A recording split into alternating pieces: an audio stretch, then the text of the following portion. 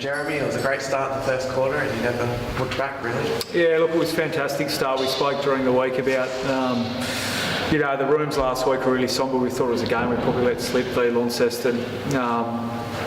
We burnt some opportunities against Launceston. And I was a little bit worried during the week that, sometimes when your backs are against the wall and you're low on confidence, that sometimes it can go one of two ways. But I thought their first quarter was, outstanding. We played some really, really good footy. We actually converted our set shots this week, and that makes a major difference. So we were able to really capitalise on our momentum that we got in the first quarter, and then it was a good four-quarter effort today. There was patches for 15 minutes where we were a little bit flat, but for the majority of the day it was a good performance. Yeah, one of those patches was a bit of a slow start the second term, but you were able to go over the top of them in the end. Yeah, well, probably, I think in the third term it might have been 3 goals to 4, and then I think we kicked 2 late, maybe potentially, which won us the quarter. So that was sort of ebbed and flowed a little bit through that quarter. So, we did some work on that v Lauderdale around how do we kill momentum when other teams have it. Executed a little bit today, but for the majority of the day I thought we had control of the game. It was a pretty good team effort today with plenty of players hitting the scoreboard.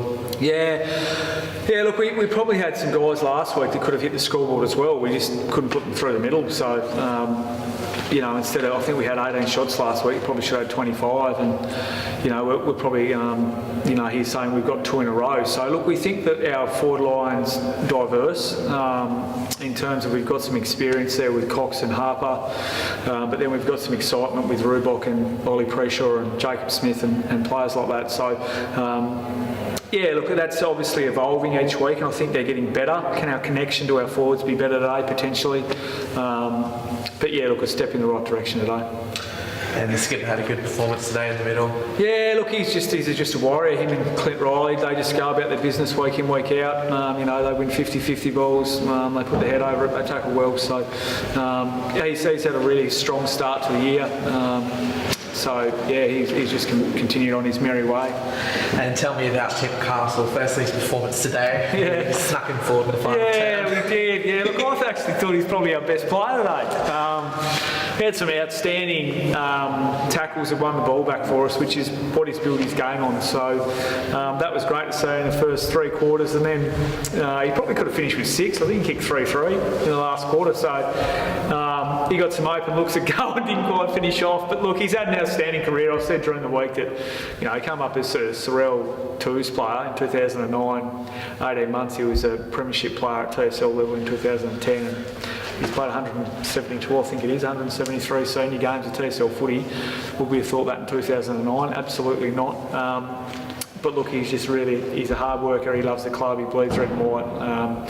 He's going to be sorely missed. But he can hold his head up high this afternoon and have a couple of years. And Gabriel Chambers, I also thought, had a pretty good performance. Yeah, Gab's a bit like Brady and Clint Riley. Like, he's just a warrior. He gets the job done every week. He's a good runner, covers the ground well. He's a real workhorse. He puts his head over the ball. He tackles well. Sometimes we play him as a run with. Other times we play him on the wing. Can play him at half back. You can sort of play him anywhere.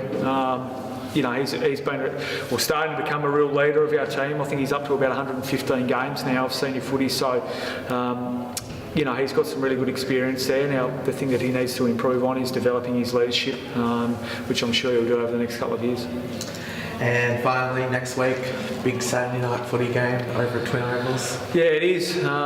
We've had some good results down there the last couple of years, but obviously our team's a fair bit different this year, and so is theirs as well. So we're under no illusions that's going to be a really challenging game for us. It's a bit like, it's probably the first opportunity that we get to have a crack at, there's probably us, Launceston and the Tigers and North Hobart are fighting for the last, 2 spots in the 5. So, this is an opportunity for us to get one up on the Tigers. They play the ground extremely well. They're really good around the contest, and obviously they've got a bit of a vocal point up forward. So we need to make sure that we can nullify Kieran Lovell and a few of their on-ballers around the contest and get the ball moving our way. If we can do that, we're going to give them some headaches, but vice versa. If they can win the ball around the scrimmages and stoppages, they're going to give us some trouble as well. Today, watching your thoughts on the performance. Look, we just had the boys at the rooms then. I think obviously the start was pretty poor. I think we geared ourselves up really come out and attack in the first quarter. And unfortunately, it was a bit of a carbon copy of the AFL last night, Collar versus Port Adelaide. We just didn't come to play in the first quarter, and it's obviously found us out at quarter time, and we found ourselves chasing for the rest of the day. So what do you think was the key to that slow start? Do you think it was just a lack of intensity? Yeah, well, and one of the messages was intensity at the start of the game. So when you don't bring that at the start of the game and you're trailing, you're going to get found out. Unfortunately, in the first quarter, we just didn't bring that effort and bring that intent that we wanted to bring, and Clarence were able to capitalise, and credit to them. And do you think the lack of experience is also hurting your side's chances? Yeah, definitely. I mean, our demographic is still pretty young.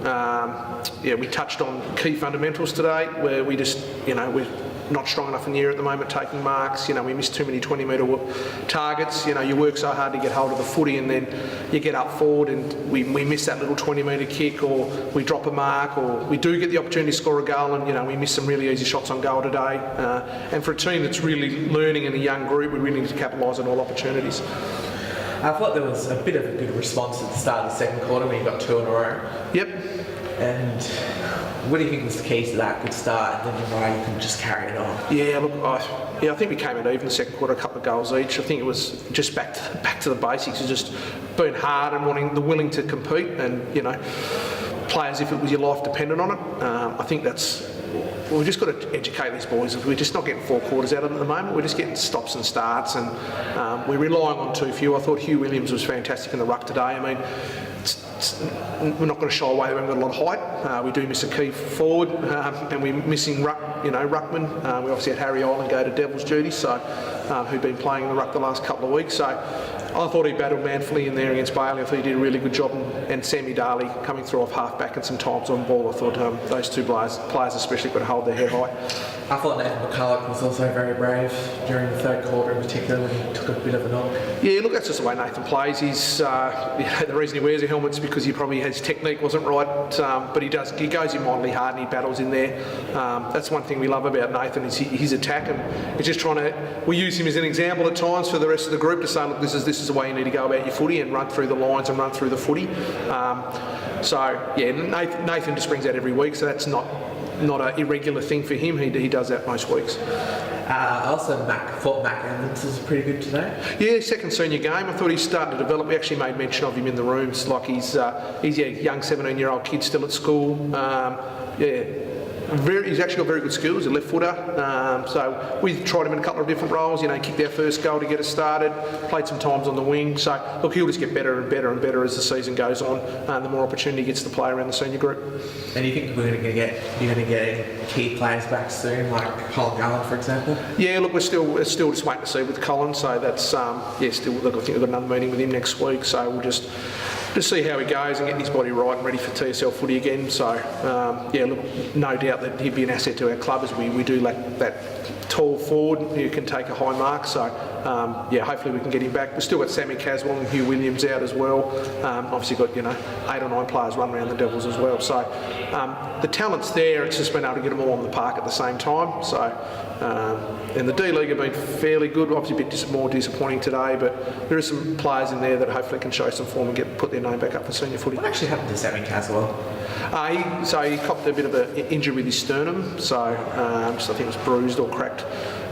So he just had some trouble breathing. So with the running and that, he just couldn't run. Obviously, can't have any injury. So he's just started back at training. So he may be 1 or 2 weeks still away from playing.